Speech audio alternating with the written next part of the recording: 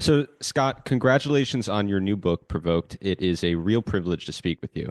There is so much propaganda that we are told about our involvement overseas, and it takes someone like you who takes the time to research these topics, writing 1,000 pages about them, and who really has an encyclopedic knowledge of these events and facts to counter that propaganda. So, thank you so much for joining me. Absolutely. Thank you very much for having me and for saying so. I'm glad you liked it. There is a massive effort that has been underway for quite some time to deny that NATO expansion played any role in Putin's invasion of Ukraine in 2022, despite the fact that people like Jack Matlock, George Kennan, John Mearsheimer, Stephen F. Cohen, countless others warned that NATO expansion would trigger such a reaction from Russia.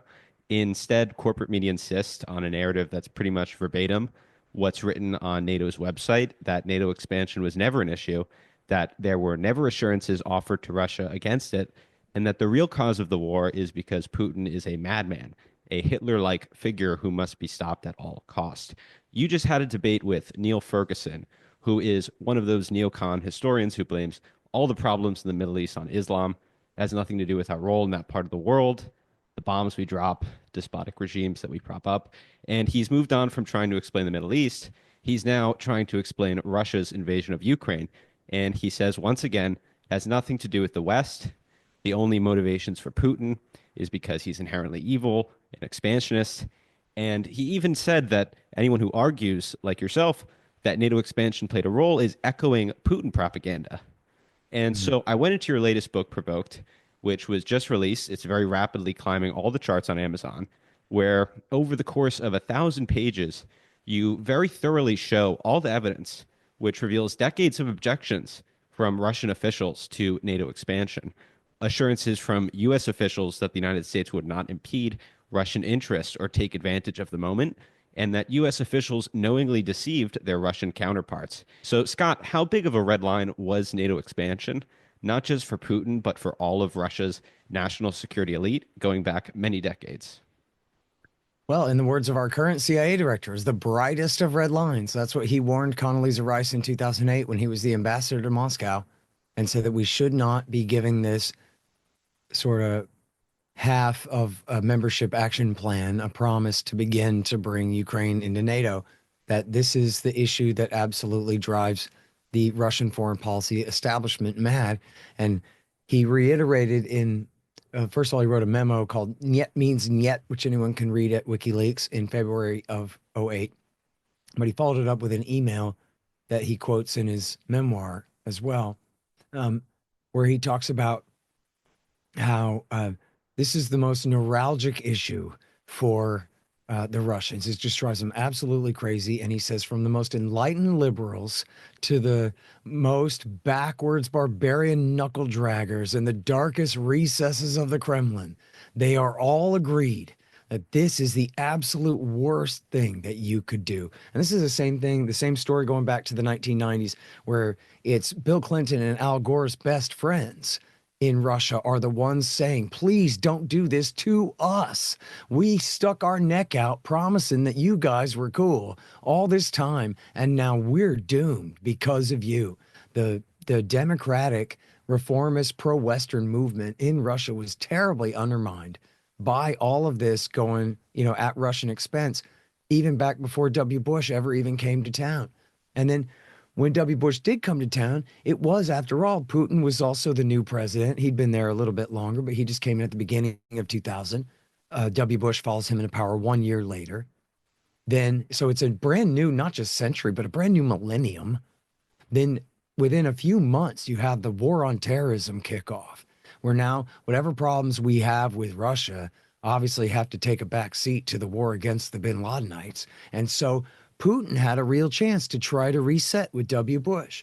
And Bush had famously said, I looked into the man's eyes and I saw his soul and I see a good man. And people try to criticize him for that. But that was essentially reflecting Putin's charm offensive. That, listen, let's try again to get along. If Bill Clinton kind of ruined the relationship with Yeltsin, they're both gone. So let's you and me, George, try and be pals. So there was, in other words, no matter how badly Clinton had screwed up the 90s, We still had a chance for a fresh start with W. Bush. And really, as bad as W. Bush screwed everything up, we had a fresh start with Obama, at least an attempt at one, because first of all, Obama came in as a repudiation of everything W. Bush. So if they want to start off on a brand new leaf and a brand new foot, they can.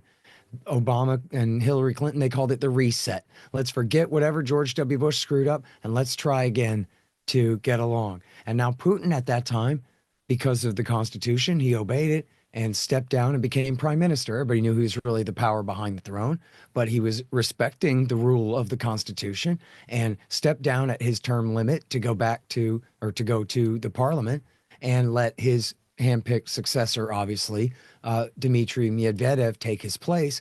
But still, this was again another opportunity for two new leaders of the nation after another almost decade of problems to try to reset again. And yet, what do we have?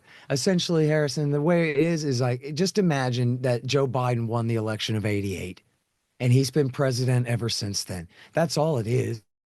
We never had a chance to have a non-Bidenian foreign policy when it comes to America's stance against Russia. And it started out with a bunch of, trust me, man, they're cool and they know we're cool and it's going to be fine. And then it changed to, well, yeah, we're stepping on their toes a bit, but don't worry, we're going to be able to handle this. It'll be just fine. And then it escalated to, well, we're going to overthrow any government that they're close to that we don't like, and we're going to have things our way, and they're not going to be able to do anything about it. And then, oh, guess what? They're Hitler and I'm Winston Churchill saving the world from their evil aggression. And it's all Joe Biden the whole time. I mean, he's literally been in the Senate since 73, and he's been an advocate of this position since it was invented, when it was still the H.W. Bush years, before Bill Clinton ever arrived to make things worse.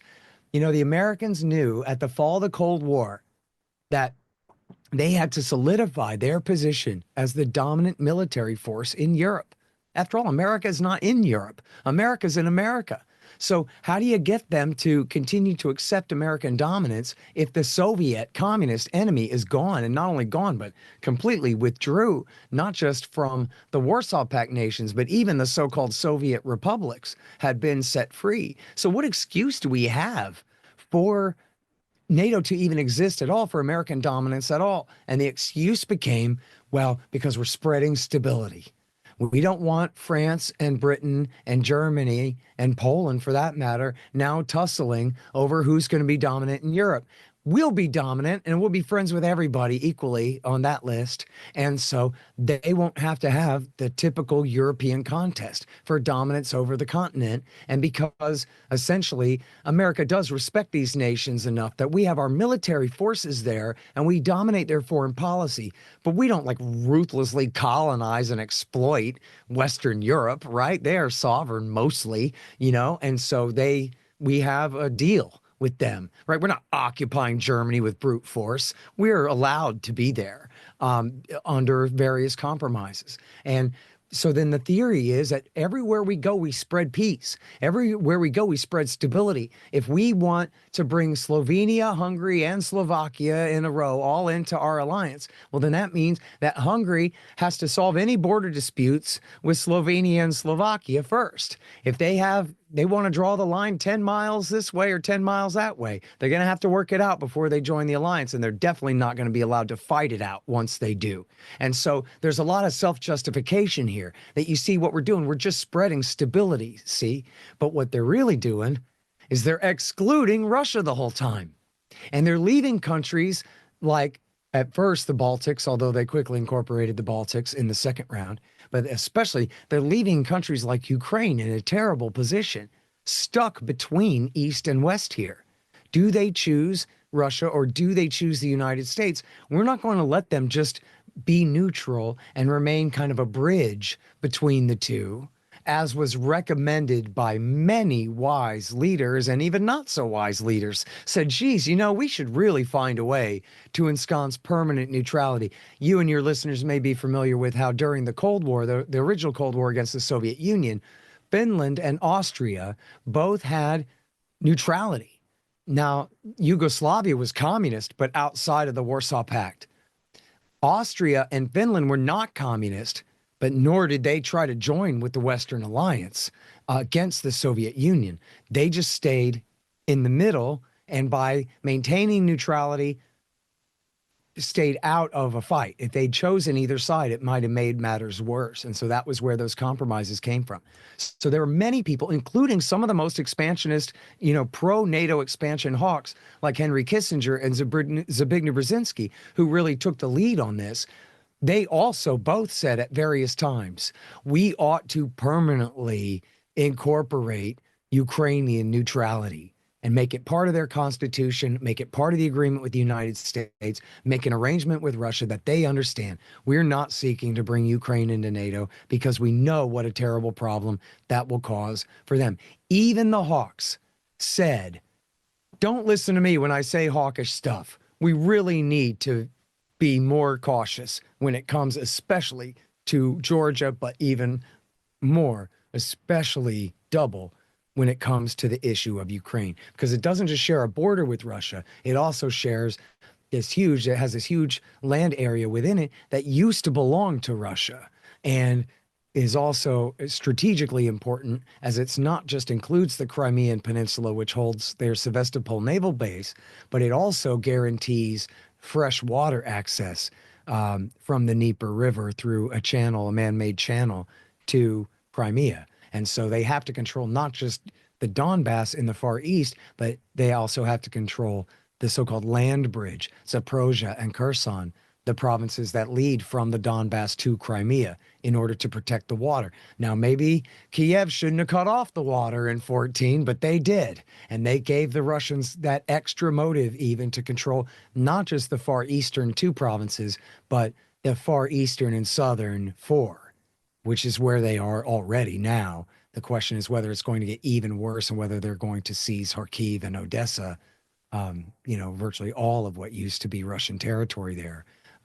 So that's essentially the long and the short of it, is that the Americans, as you mentioned, in violation of their promises not to, went ahead and pressed their luck, not just by expanding into Eastern Europe, but beyond that, into what used to be east of Eastern Europe, right? They would call Ukraine Eastern Europe now for, the sake of their own argument. But like, if you look at the way H.W. Bush talked about it, they said, we didn't even necessarily want to break Ukraine away from the Soviet Union. All we wanted was for the Soviet Union to withdraw from Eastern Europe, right? So they didn't even consider the liberation of Ukraine from the Soviet Union to be important at all. I want to ask you very quickly about that debate because there's many people who deny the American deceit behind all of this, Sure. the promises that were made, and the assurances, and just the whole spirit of that moment after the collapse of the Soviet Union. So could you just could we just go back and give our listeners just a little bit of context for what actually happened there and the assurances that were made, and how U.S. officials knew that they were lying to their Russian counterparts? Right. Okay. So I'll just start with the war party side of the story. The war party side of the story is that James Baker, and this is what Ferguson said in the debate with me the other day that you referenced. The war party side of the story is on one day, February the 9th, 1990, James Baker met with Gorbachev and said, hey, what if we promised that if you allow reunification, that we will keep Germany in NATO, but we promise not to expand NATO's jurisdiction 1 inch, and this is the famous phrase, 1 inch to the east. Now, that later fell apart because, in fact, it doesn't make any sense on the face of it. You and I can agree. How do you allow reunification of Germany, where all of Eastern Germany is now under the jurisdiction of the West German government, which is a member of NATO and which is going to remain a member of NATO, but now you're saying the eastern half of the country isn't in NATO? That sentence actually is just illogical, right? Like, what are we even talking about now? So they kind of had to revise that and go, well, okay, what we really mean is we won't move any military equipment into the former East, the former GDR. We'll call that the special military zone. And we'll make sure to keep all of our military equipment just in the West. And so there's a few things I got to add to that. First of all, it wasn't just that one meeting that one day. There were plenty of meetings before and after that. beginning with George H.W. Bush, the boss, not the Secretary of State, the President of the United States at Malta in 89, in I think December, could have been November of 89, told Gorbachev, if you let these countries choose to leave the Warsaw Pact, we will not take advantage of that process. Bam, that's it, full stop. You mentioned Jack Matlock. He was the second to last ambassador to the Soviet Union. And he told me and has written about this. He was there. He saw this. And he can tell you, as the authoritative source, just the one I'm citing, Matlock's the boss of how this works. He says that, of course, was meant to be all encompassing. It wasn't just a turn of phrase. That meant we are not going to run off with these nations that you're letting go. That was what he meant by it in the first place. And that's before, that was still in 1989. Then there are numerous meetings, including the same day that Baker met with Gorbachev, Robert Gates, who was then the deputy director of the CIA. Your audience is more familiar with him being George W. Bush and then Barack Obama's Secretary of Defense. Same guy. He met with the deputy head of the KGB, or actually the head of the KGB, and made the same offer the same day, which goes to show this wasn't James Baker riffing. This was something that they had discussed to be the offer. Now, here's another thing that's very crucial to understand about this, is that this wasn't just a promise, as our side of the argument likes to talk about it. It was the basis for the Russians to make the decisions that they made to allow reunification and to order the withdrawal of their forces from Eastern Germany. This is what allowed reunification to happen. Gorbachev made these decisions based on these promises by, and I should add too, not just Bush and Baker and Gates, but also numerous times the foreign minister of Germany, Hans-Dietrich Genscher.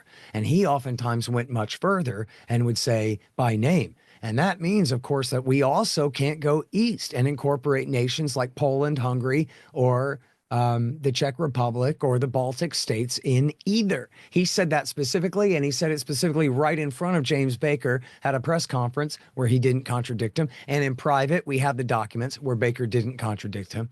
We have the British foreign minister, Douglas Hurd, who is serving first Thatcher and then John Major, making the same promises.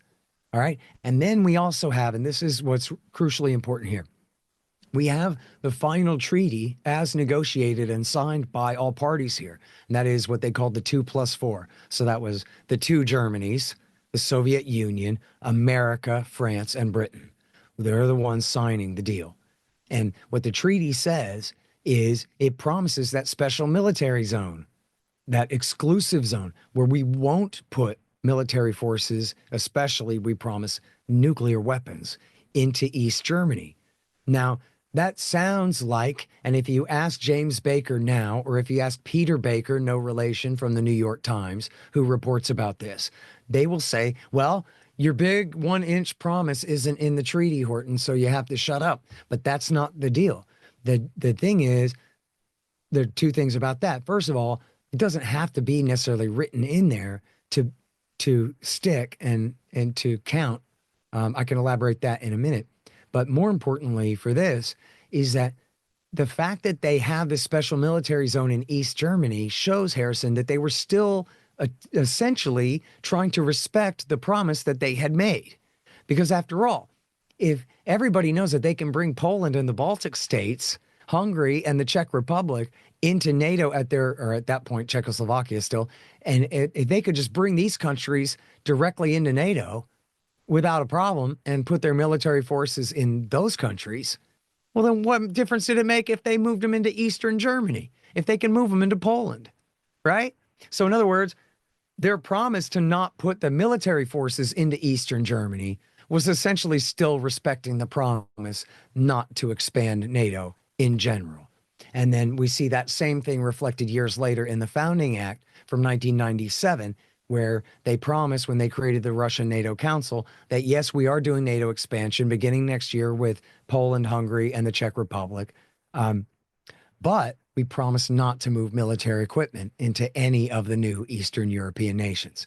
So That wasn't based on a new demand. That was based on the long held understanding that we had promised not to incorporate these countries into NATO at all. Now we're saying, okay, we're bringing him into the alliance on paper, but we're not going to build permanent new military bases and deploy our weapons closer to your country, which they ended up violating that promise later as well. But it goes to show, what they were talking about there during that time. Now, I briefly mentioned, but I'd like to go back to the point about whether everything has to be ratified by the Senate before it means anything or not. And the answer is that truly it doesn't. And there are plenty of major examples from history. I cite a few in the book, and I'm citing real experts in the book who've done a lot of work on this. But I think everyone knows that now our parents didn't know all along. We know now that the deal that ended the Cuban Missile Crisis was a secret deal where Kennedy, through his brother, the Attorney General, not through the State Department, in a secret, deniable deal, promised to remove mid-range Jupiter nuclear missiles from Turkey. And then get this, Harrison, they didn't even talk about this, but they took it as implied that if they're moving the mid-range missiles out of Turkey, they're going to go ahead and remove them from Italy too, because they were deployed together. They'd be removed together. That wasn't even in the dang deal. And it was never written on paper. It was just a handshake. Who knows if they even really shook hands? It was a verbal agreement between Robert Kennedy and I think it was like a journalist negotiating on behalf of the Russians. Maybe they brought in an actual Russian at the last minute to sign the thing. And they also promised never to invade Cuba again. Now, the Americans, they break a lot of promises, but they never broke these. And that was in 1962.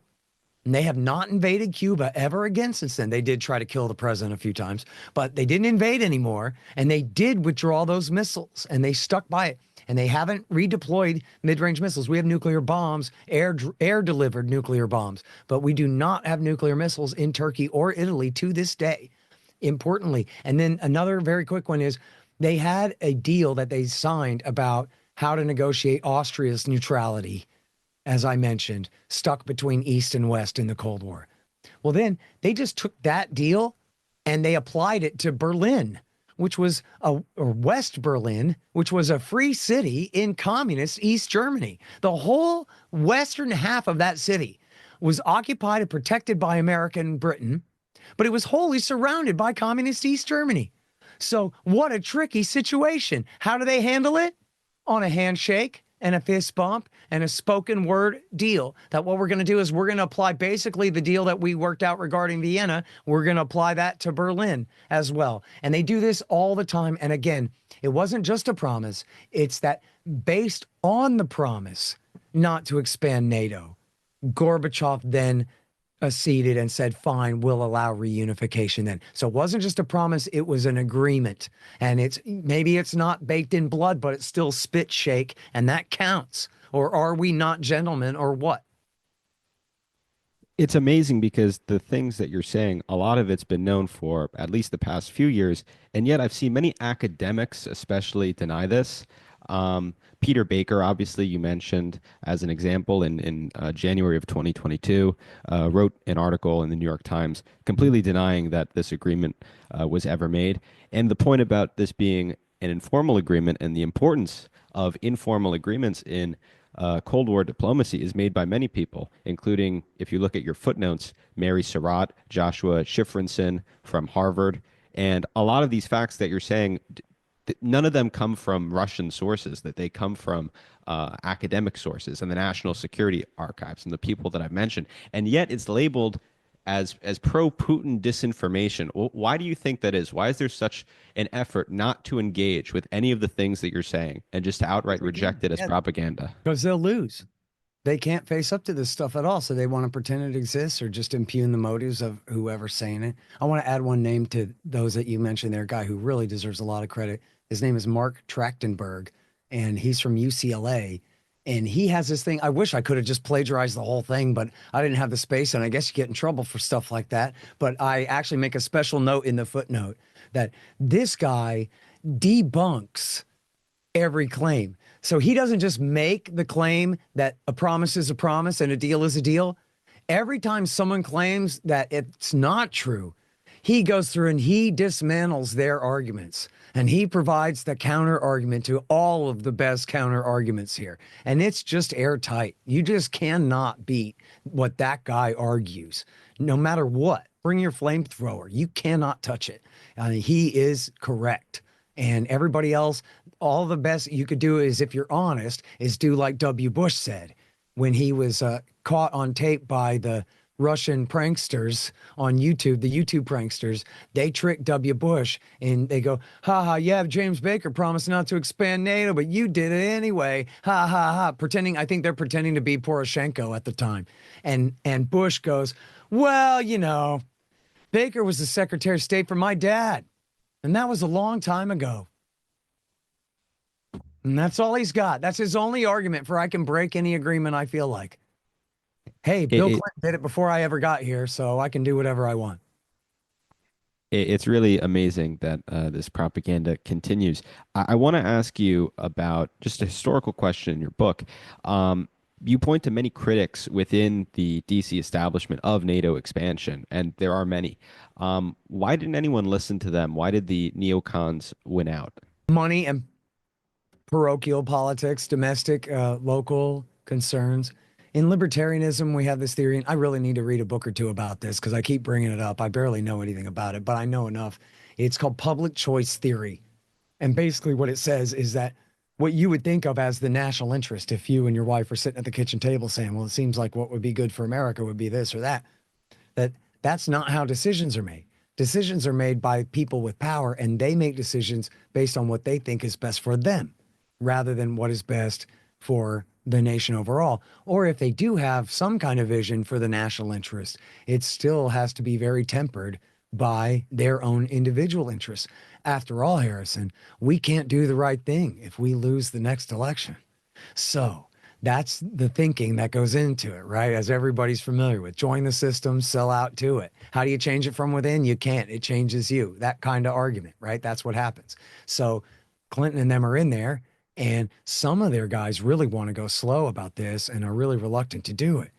However, over at Lockheed, they're spending a ton of money lobbying Eastern European governments. Hey, you could have a brand new military. We'll buy it for you. New fighter jets and all this stuff. And he's also lobbying and whining and dining. Bruce Jackson, the executive vice president from Lockheed, is whining and dining and lobbying all these politicians from both parties in Washington, D.C., and turning this into a consensus issue.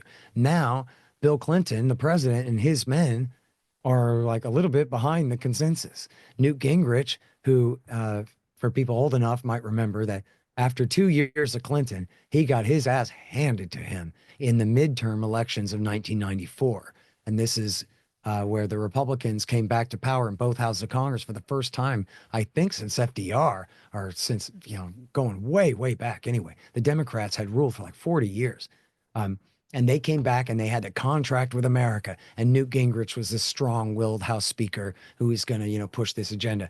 And part of that contract with America was NATO expansion. And we got to protect all of our Eastern European friends and all this stuff. So on a basic political level, the Republicans were calling the Democrats a wimp, right?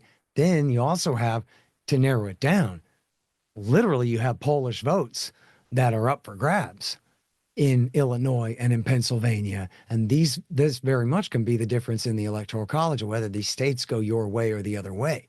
Newt Gingrich is saying, I want to protect Poland. And Bill Clinton, I guess, doesn't care about the Poles very much. And Polish Americans, it's not like that's their number one issue, but that appealed to them. And there was a Polish American pressure group, a Congress group, and I don't know who financed it originally. Could have been an honest guy with an opinion, but they were very smart. And they went after Polish American businessmen from the Midwest, people with pull. Forget a public relations campaign for the masses. We need to get people with special interests to say, look, I'm the guy at so-called, local manufacturing concern, and I've always donated to you, Congressman, and I really wish that you would support this thing. And they pushed really hard to do that. So you can call this legitimate democratic activism if you want, but you can see now how we're talking about a very narrow squeaky wheel here that's getting the grease at the expense of what is probably the national interest of the rest of the American people, which they might have thought, like Terminator 2, How are we getting a nuclear war with the Russians? I thought we were friends with them now, right? Like the American people might have thought that if you have a chance to be friends with the Russians again, that that's going to be your highest priority. You don't want to let Warsaw get between you and Moscow. Warsaw is great and everything. We like Poland and everything, and we're certainly not inviting Russia to invade them. But invite Poland into our military alliance when that's really an affront to the Russians and is going to really help to sabotage our growing relationship with them, that is crazy from a broad long-term view. And in fact, you know, I guess it's a handicap that I'm such a libertarian and I love to cite Ron Paul, who's brilliant and right about everything. But like, I can cite plenty of the establishment foreign policy graybeards at the time who also knew better. The same people who did it are the same people who explained why they shouldn't and really knew that they were kind of playing with fire by pushing America's military alliance right up into Russia's space in a way where, for example, Strobe Talbot, who had been very reluctant. He was, first of all, he was Bill Clinton's roommate at Oxford when they were Rhodes Scholars. Then he was an academic and a Time magazine opinion columnist for a long time, writing about Russia issues and writing essentially in favor of détente and getting along with the Soviet Union. And then he became Bill Clinton's right-hand man on all Russia issues when he joined the government in 93. And originally he was like special envoy. It was a big complicated title, but he was essentially special envoy for the former Soviet states, including Russia. And then later he became deputy secretary of state for something, something. Anyway, he was originally very reluctant to do this for all the same reasons that we're talking about. Boy, you're just picking a fight with the guy who just did the right thing for you. These guys, they may be tough guys, but they just overthrew the communists for us. They just let all of Eastern Europe go. And why pick a fight with them? But then he changed his mind and he got on board. And part of it was those Eastern European leaders said they really wanted to join. And they started feeling, Wesley Clark said this in a conversation with me today, that, you know, they were begging almost. So it was like, oh, geez, I guess we kind of got to, which is really not correct. But that was a big part of how they felt about it.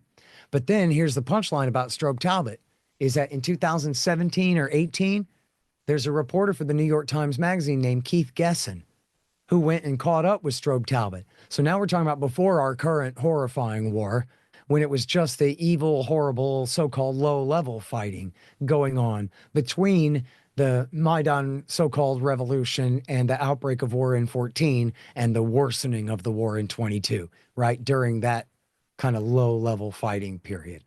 And Keith Gesson goes and interviews Strobe Talbot. And he says, Strobe Talbot, man, any second thoughts about NATO expansion and the policy of getting in Russia's face like this and what it's led to? And see, again, this is before 22, before the slogan, unprovoked attack, you're not allowed to talk about these things. The unspoken premise, but obviously, Harrison, the agreed upon premise of this conversation between Keith Gesson and Strobe Talbot is that you guys kind of screwed this up, didn't you, Strobe? And Strobe is saying, yes, we did. Of course we did. What we did helped lead to this. That is baked into the discussion. It's not controversial. So then he defends himself and he goes, well, but listen, and I know this is why I hear people say this, so I guess they teach this at Georgetown, that when you're in foreign policy, what you do is you seek to maximize America's national interests.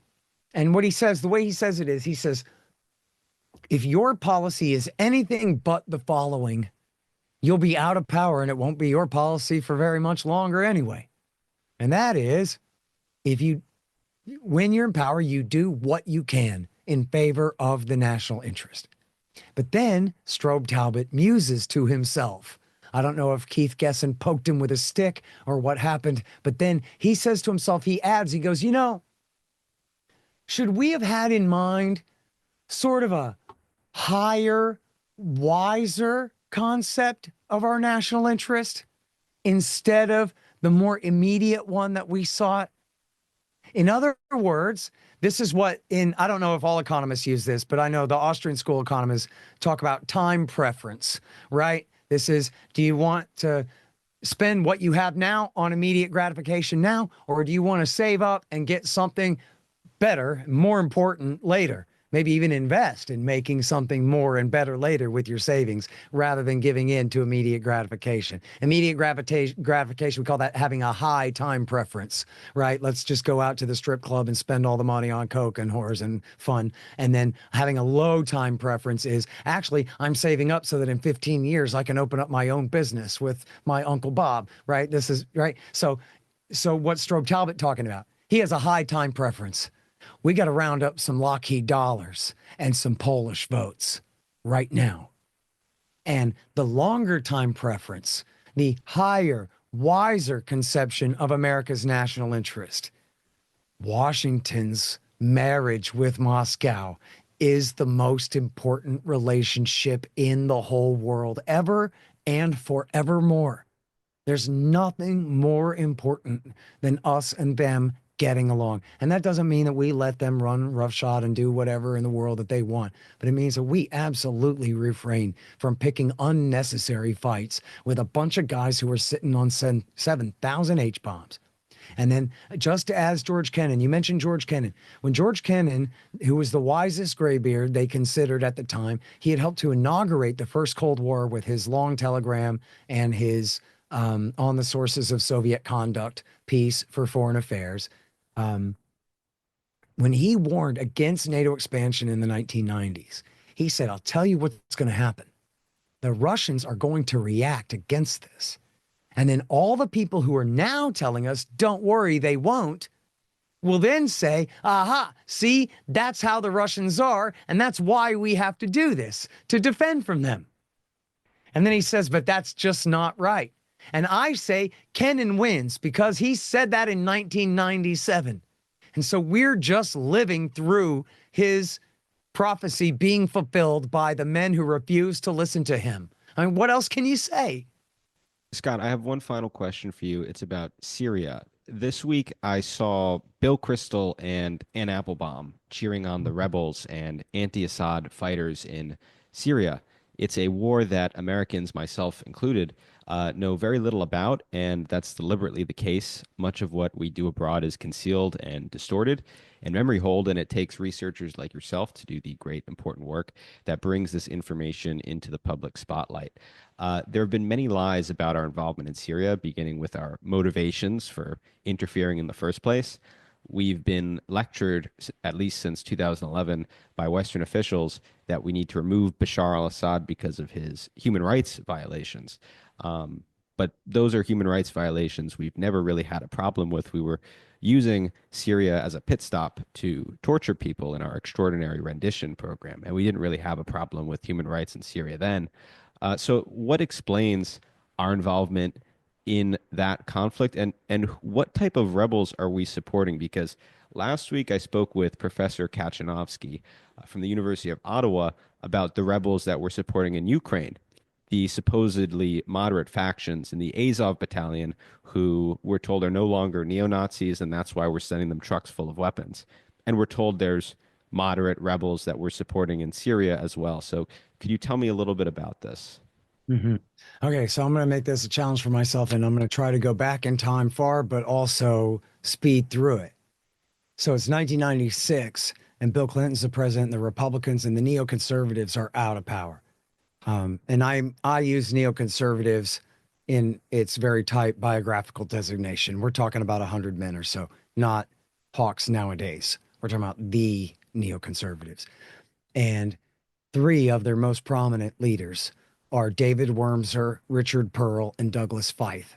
And they write a piece for Benjamin Netanyahu, who is then the incoming prime minister of Israel. It's called A Clean Break, a new strategy for securing the realm. And they're not necessarily saying we want W. Bush to launch a war. They're not there yet. It's 96. They're essentially encouraging Netanyahu to figure out a way to overthrow Hussein. But the thinking is still the same thinking through the launch of Iraq War II under the influence of these very same men in the W. Bush government, 6 years later. So here's the thinking, okay? It goes like this.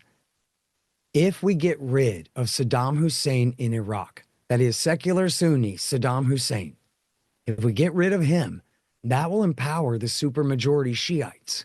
But don't worry, we will have the cousin of the king of Jordan, who he's a Sunni, but he's a Hashemite. And our Iraqi exile friend promises us that as long as he can claim to be descended from the prophet, the Shia will obey him like the most obedient slaves. And then we can use our Jordanian dominance over Iraq to force the Iraqi Shiites to force Hezbollah in southern Lebanon to stop being friends with Syria and Iran. That way, we can steal all of the rest of the West Bank and Gaza Strip from the Palestinians, and we won't have to worry about Hezbollah posing a threat on our northern border. Get it? What's happening in Palestine right now? They're killing and stealing from the Palestinians, but they got to worry about Hezbollah on their northern border, right? So we already, fast forwarding to the end, we know the clean break didn't work.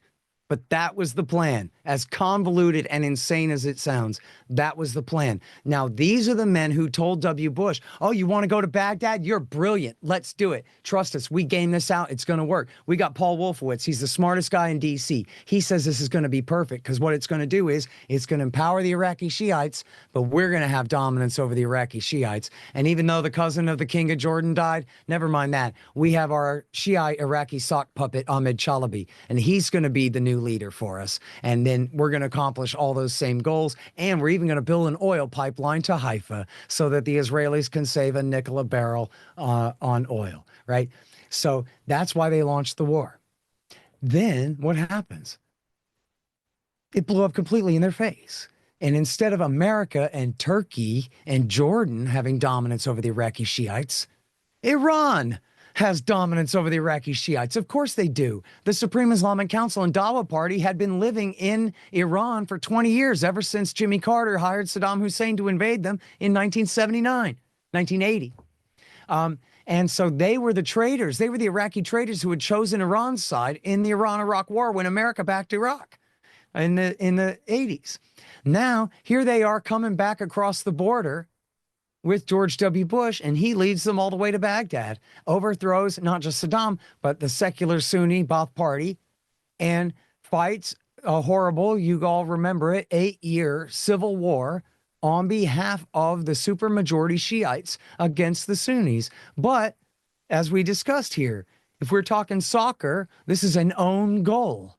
Not that Iran knocked our towers down. Iran and the Shiites did not do that. Iran and their friends in Hezbollah in Syria, they didn't have anything to do with that. That was the bin Ladenites, who think of as the most absolute radical political edge of Sunni Islam in the world, and Wahhabi and Salafi Islam, the very cutting edge of revolutionary Sunni jihadism, which puts them absolutely at odds with Iran. And those are the guys who knocked our towers down, not Hezbollah and not the Ayatollah. But what happens is W. Bush's neocons figure out halfway through the war that they screwed everything up, and they have empowered Iran, Israel, and America's strategic rivals, and Saudi Arabia's strategic rivals in the region. That's a huge problem. And they finally admitted it to themselves by 05, 06, and they launched what's called the redirection. And I will send $10, not really, to each one of your audience members who promises to read that article by Seymour Hersh in the New Yorker magazine. It's from 2007. It's called the redirection. And that's the basis. We just fought a war for Iran. Oops. Now we're tilting back toward the Sunnis. And Condoleezza Rice is spinning it like this. She goes, well, it's not so much about Sunnis and Shiites. It's about extremists and moderates. Yeah, right. Because you're switching sides back to the Sunnis. That's why. But here's the rub. The king of Saudi Arabia ain't got no legions. Turkey is not putting their army at America's beck and call. So who do they got? Bin Ladenite, suicide bombers, and head choppers and maniacs. So what does Obama do? The first thing he does almost is take their side in the war in Libya. And then, which that wasn't so much about the Shiites, but it was just about what the Saudis wanted, and they went ahead and did it for them, and it was easy enough. But then they went on to Syria. Now we're right back to David Wormser and the neocons and the clean break plan. Syria is the bridge, what they call the land bridge. They're the keystone. That was David Wormser's term back then. They're the keystone in the arc of Iranian power. Picture the Middle East in your head. Iran, Syria, Hezbollah. Now America just added Iraq to that side of the story. They just made Baghdad part of the Tehran, Damascus, Southern Lebanon Shiite alliance. So this is a huge error, right? This is George Bush shooting himself and Israel in both feet, and Saudi. So how do they make up for it? Obama makes up for it by backing al-Qaeda in Syria. Now, in Iraq War II, 4,000 of the Americans out of the 4,500 who died, they died fighting the Sunni-based insurgency, the worst part of which was al-Qaeda in Iraq, the bin Ladenites. Well, Obama took their side. And when we talk about Jabhat al-Nusra, or what now is from today's headlines, HTS, Hayat Tahrir al-Sham, that literally, Harrison, that is al-Qaeda in Iraq, in Syria. That's who that is. They're the bad guys from Iraq War II. So just for context for our listeners, what you're referring to then is the Timber Sycamore program, this $1 billion program. We worked with the Saudis to train and fund these rebel groups. God knows who they were or what sorts of extreme factions were involved there. Can you tell us more about that? Who were these groups that we were supporting? Sure. Yeah, so I mean, that's the core of them was literally it was al-Qaeda in Iraq. So during Iraq War II, you had Egyptians and Saudis and Syrians, especially Saudis, traveling there to, run the suicide bomber brigades, the worst part of the Sunni insurgency. And then these were the guys who invaded Syria. I mean, they call it a civil war or a revolution. I mean, you're talking about hundreds or thousands of Chechens, Kosovars, Albanians, Syrians and Saudis and Libyans and people from all across the region coming, invading the country to take the side of the insurgency. Ayman al-Zawahiri, the leader of al-Qaeda, endorsed the revolution and encouraged people to go and fight against Assad. Now, the propaganda was that no, see, we're supporting the moderates. And yeah, there might be some extremists out there, but see, if only you would let us support the moderates more, then that would marginalize the extremists and the moderates would somehow replace Assad and the Shiite alliance on one side and also the al-Qaeda guys fighting him on the other. And this was always a pipe dream. And Obama told the truth when he admitted to Thomas L. Friedman of the New York Times in his exit interview that this was always a hoax, that we were ever going to be able to raise up an army of volunteer moderate forces, as he put it, as they put it at the time. He was repeating it back. Doctors and lawyers and teachers and pharmacists, gentlemen from the community, like the Minutemen in the American Revolution, who are going to go and take on all bad guys. They don't exist. They don't exist. And so when we say it's the FSA, what does that really mean? It really means these are the guys who collect the money and the guns from the Westerners to give to the al-Qaeda guys who don't mind dying in the war. And we knew this all along. For those of us who are critical and covering this story, we knew this in 2011, 2012, and 13. Timber Sycamore didn't really get going until 13, but the real covert support for the war began at the beginning of 2011. And we knew it all along what they were doing. And we knew all along that they don't have an army of professional soldiers who swore oath to a constitution or something. We have Bandar emptying the prisons of jihadists in Syria and Saudi Arabia and sending them off to be suicide bomber brigades. And now go back in your own mind. You already know what happened. We hadn't got to this part of the story yet, but you already know what happened. This is what led to the rise of the caliphate. They didn't sack Damascus. They sacked Mosul.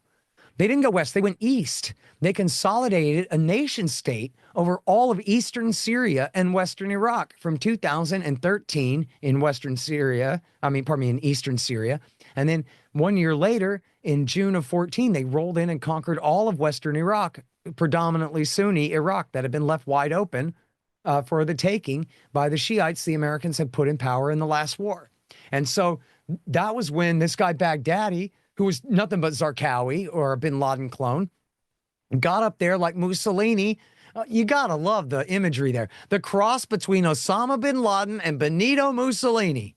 Up there on the balcony at the mosque in Mosul, declaring himself the divinely ordained Caliph Ibrahim, ruler of the bin Ladenite Caliphate. That, man, this is the most absurd propaganda of the W. Bush years. Barack Obama makes it happen by the year 2014. It is unbelievable what they did there. And then they launched Iraq War III. Because, oops, we supported the Sunnis to spike the Shiites we wish we hadn't supported Iraq War II for. But that blew up into the caliphate.